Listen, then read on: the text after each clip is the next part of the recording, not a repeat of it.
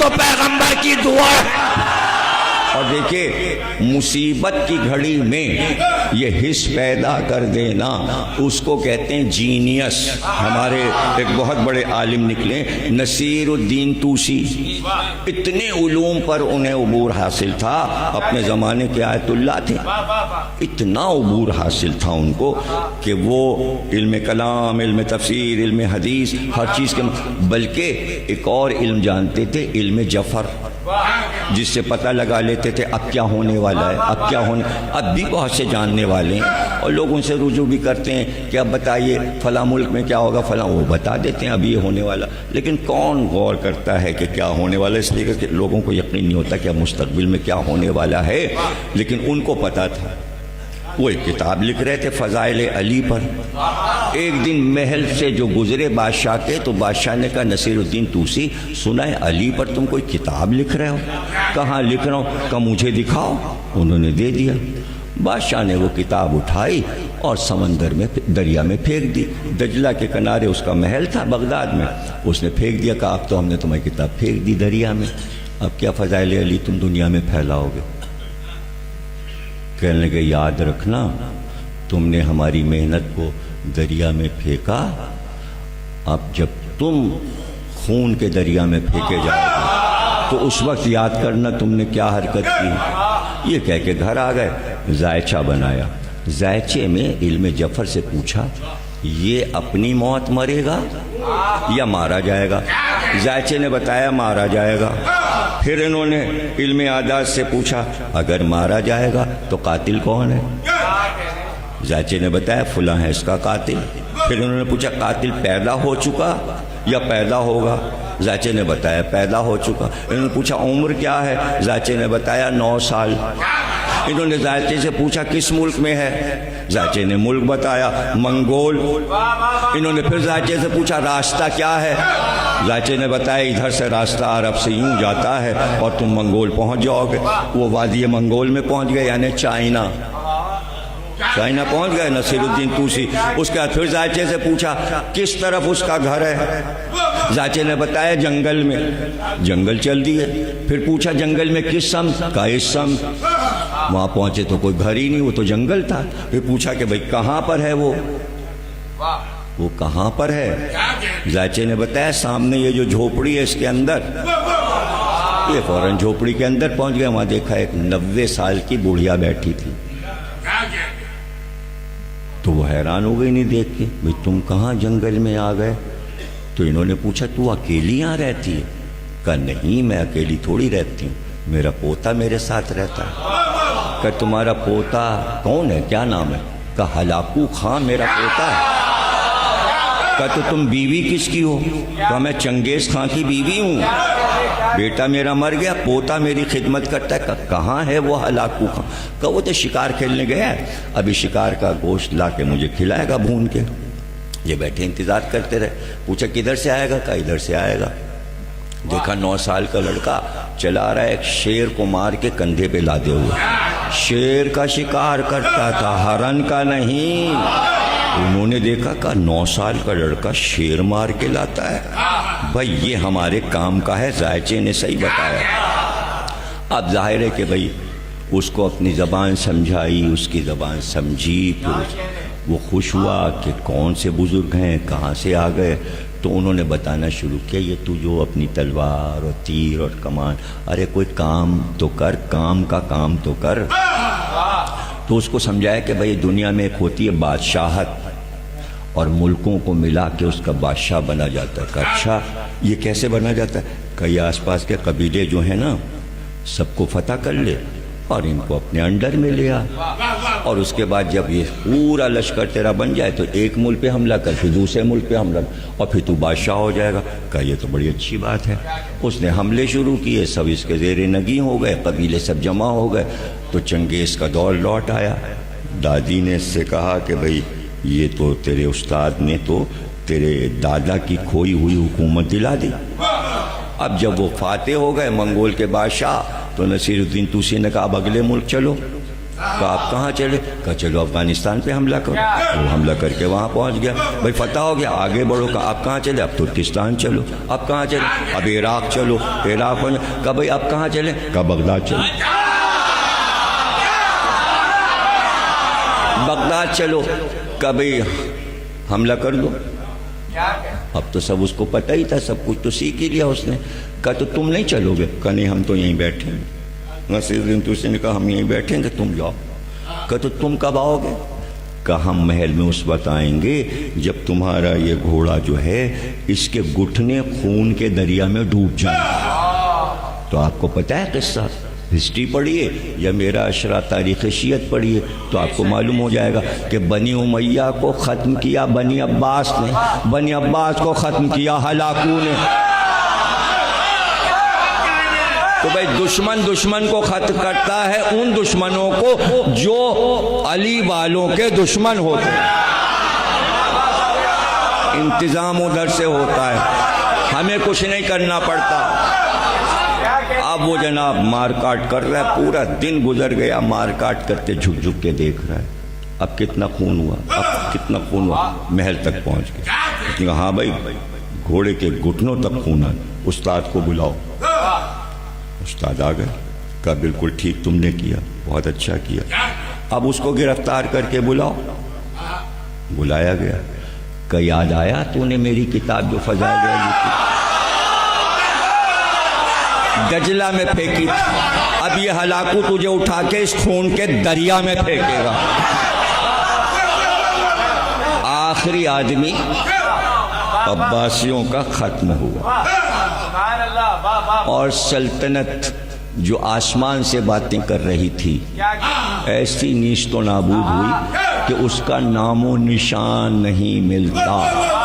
اس کے محل دیکھیے، فرعون کا محل ہے، نمرود کا محل ہے جو 5000 برس پرانا ہے، موجود ہے، میں دیکھ کے آیا ہوں۔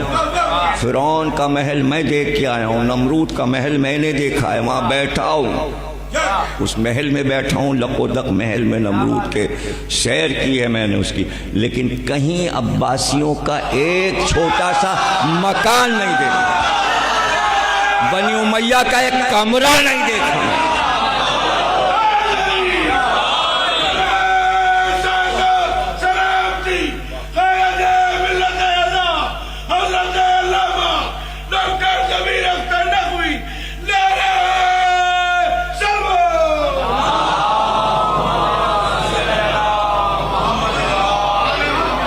تو سارے مولویوں نے ہلاکو کو ڈرایا، تیری دادی کو عربی آتی نہیں، فرشتے عربی بولتے ہیں۔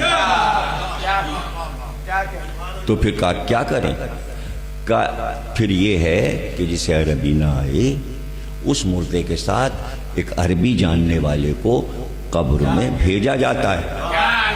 ہلاکو نے کہا یہ ہوتا ہے اسلام میں؟ کہاں یہی ہوتا ہے۔ کہا تو اب کس کو بھیجیں دادی کے ساتھ؟ کہنے نصیر الدین توسی سے اچھی عربی کسی کی ہے ہی نہیں۔ پتہ چلا حزب اختلاف کے مولوی تھے، انہوں نے بلایا، انہوں نے کہا استاد آپ نے بڑی خدمت کی ہماری، اور کیا کہنا ماشاءاللہ، تو کہاں سے کہاں آپ نے ہمیں پہنچے، اب ایک آخری خدمت کر دیجئے۔ کیا بات ہے؟ دادی مر گئی۔ اچھا، تو اس کو عربی نہیں آتی تھی۔ کہا پھر؟ کہا قبر میں فرشتے عربی میں سوال کریں گے، اب آپ قبر میں دادی کے ساتھ جائیے اور آپ سوال جواب فرشتوں سے کیجئے گا۔ مولویوں کی طرف دیکھا، نصیر الدین توسی نے دیکھا، سمجھ گئے یہ کام کس کا ہے۔ کہنے ہلاکو تیرا جیسا بے وقوف آدمی میں نے نہیں دیکھا، میں تو سمجھتا تھا کچھ تیرے عقل آ گئی۔ کہا کیا ہوا استاد؟ کہا اگر میں تیری دادی کے ساتھ چلا گیا، ابھی تجھے بھی تو مرنا ہے، تیرے ساتھ کون چلے گا؟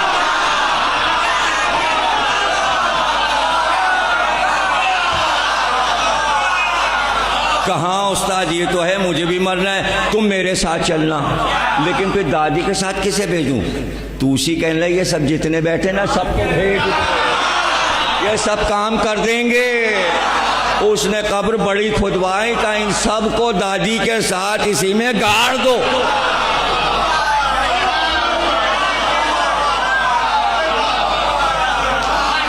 تو جناب عالی یہ حصے مزاح ہے، اسے حصے مزاح کہتے ہیں. اب ہلاکو کا بیٹا خدا بندہ، وہ تو اہل بیت کی محبت میں، عشق میں اتفاقاً جو سب سے خوبصورت بیوی تھی اس کی، پتہ نہیں کس بات پہ غصہ آ گیا، اس کو طلاق دے دی.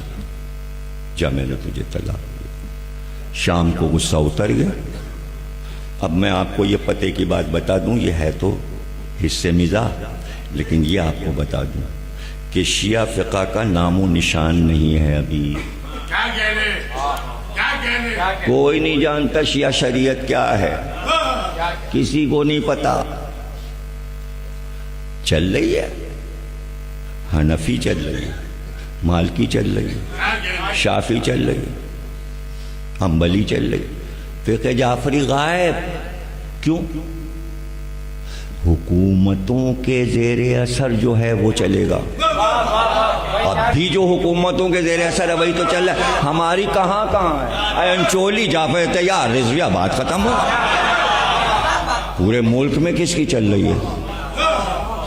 جو حکومت والے انہی کی تو چلے گی.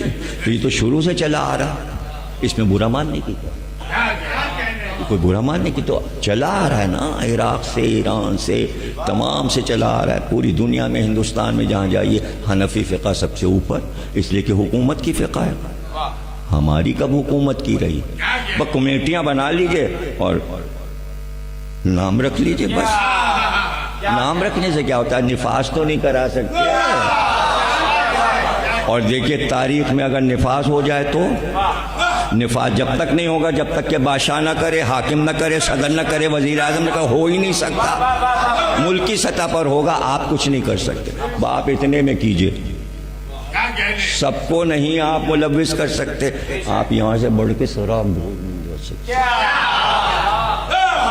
وہی اس نے کہا بھائی طلاق کے بعد کیا ہوتا ہے؟ سب کو بلایا خدا بندہ نے، کہ یہ اب کچھ نہیں ہو سکتا. کیوں؟ حلالہ ہوگا. اس نے کہا حلالہ کیا ہے؟ کہ آپ کی بیوی کسی اور سے شادی کرے، پھر وہ طلاق دے، اس کے بعد آپ رجوع کر سکتے ہیں. کہ بادشاہ کی بیوی یہ منظور نہیں، یہ منظور نہیں، یہ منظور نہیں. کہا تو پھر آپ رجوع نہیں کر سکتے. اب بیٹھے میں سب سر جھکا. بھائی کوئی راستہ نکالیے. کہنے فقہ میں کوئی راستہ نہیں، کوئی راستہ نہیں، کچھ نہیں ہو سکتا. ان کا بھائی ہم سب کے سر قلم کر دیں. اگر تم نے نہیں کہا، میں اس کو اپنے ہاتھ سے کھونا نہیں چاہتا. وہ میری لاڈلی بیوی ہے، میں اسے چھوڑنا نہیں چاہتا. میں تم سب کے سر اڑا دوں گا. فیصلہ کرو ابھی، کیسی فقہ ہے تمہاری کہ تم تو سب نے گھبرا کے کہا بھائی ہماری جان چھوڑیے. وہ ایک رہتا ہے جو کچھ کر سکتا ہے. کہنے وہ کون ہے؟ کہا وہ نجف میں رہتا ہے. کہا اس کا نام کیا ہے؟ کہا علامہ ہلی. اب نجف سے علی کی فقہ چلی جسے جعفری فقہ کہتے ہیں. سپاہی پہنچے، کہا چلیے بادشاہ نے بلایا. کہا پاگل ہو گیا بادشاہ جو مجھے بلایا؟ کہا آپ کو چلنا پڑے گا، بڑا گہرا مسئلہ، آپ کو چلنا پڑے گا. وہاں سپاہی لشکر ہو، آپ کو چلنا پڑے گا. بھئی ہم کہیں نجف سے نہیں جاتے، ہم مولا کا پہلو نہیں چھوڑتے. کہ آپ کے جد کے دین پہ وقت پڑا ہے. کہا چلو چلو چلو چلو. اب گدھے پہ بیٹھتے، گدھے پہ بیٹھے.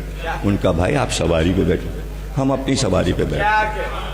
چلے بھائی لے کے پہنچے. اب وہاں استقبال کا بھائی بہت بڑا عالم آ رہا ہے، نجف سے آ رہا ہے.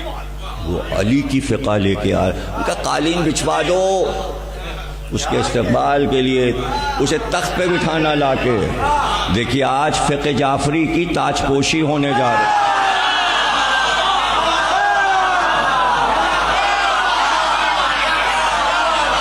یہاں سے فقہ شروع ہوئی اور تخت پر پہنچتے پہنچتے پروجیکٹ ہو گئی. بھائی یہ مسئلہ ہے. کہ یہ مسئلہ ہے تو ایسا مسئلہ ہے. کون کہتا ہے حلالہ ہوگا؟ حلالہ ہوتا ہے 3 طلاق پہ. تم نے ایک بار کہا ہے، ایک بار طلاق دو پھر رجوع کرو، پھر طلاق دو پھر رجوع کرو، جب تیسری بار چوتھی بار آئے تب حلالہ ہوتا ہے. یہ مسئلہ آج تک پسند کیا جا رہا ہے فقہ جعفری کا. یہ ہے طہارت، یہ ہے پاکیزگی. تو اس نے خدا بندہ نے کہا بھئی یہی رائج کر دو. ابھی تک کیا رائج تھا؟ پہلی بار عراق کی حکومت نے فقہ جعفری رائج کی اور آج تک وہاں موجود ہے. وہاں سے اٹھی تو ایران میں آئی اور ایران سے نکلی تو ہندوستان میں آئی. تو فقہ جعفری پہچانی گئی. احسان کس کا؟ علامہ ہلی. کیا کہنا علامہ ہلی کا؟